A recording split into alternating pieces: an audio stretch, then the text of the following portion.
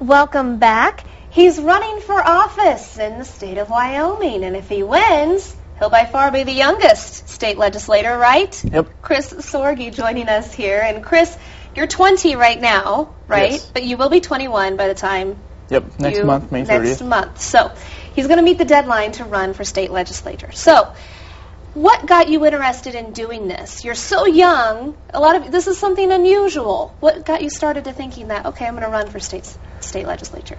Well, during my early elementary years, I attended a Class 1 school, District 22 in the Lexington area, and my student aid teacher was the chairman of the Democratic Party for Dawson County. And she kind of prompted me and boosted me into it, and she introduced me to Adrian Smith. And you actually did internships, right? This last semester for college, I'm an Eastern Wyoming college student at Dorrington, and I spent the last session down in Wyoming, in Cheyenne.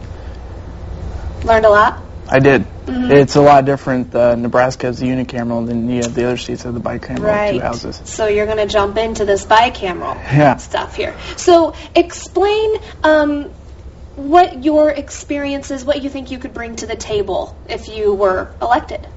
Well, one of the things I'm running off of is my district isn't represented.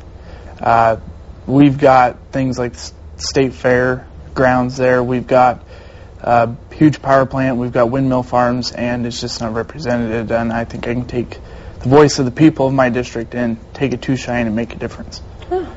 And some people might think you're only 20 years old, you know, you've got a lot to grow yet, your experience in life, you're just starting out. Mm-hmm. What do you say to those people? I've been at it for 14 years. Mm-hmm. It's since I was young, a trip to Washington, D.C. when I was 8 years old kind of kicked it off, and then my teacher and Adrian Smith, our congressman here in Nebraska, kind of taking me under his wing, and then I got in the Heinemann campaign, and there we went on from there.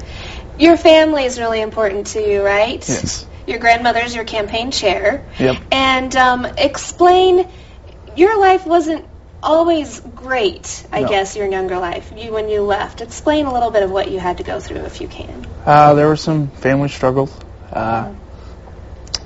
We had about 4 deaths in a row there, grandparents, aunts, uncles. It was hard.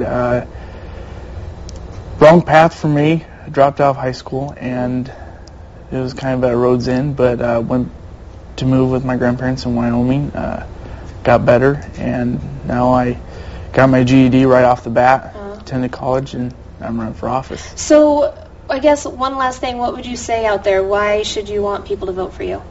Why should people vote for you? Because our area in Douglas and in the Wyoming area of Converse County, it's with what we have, there's no voice.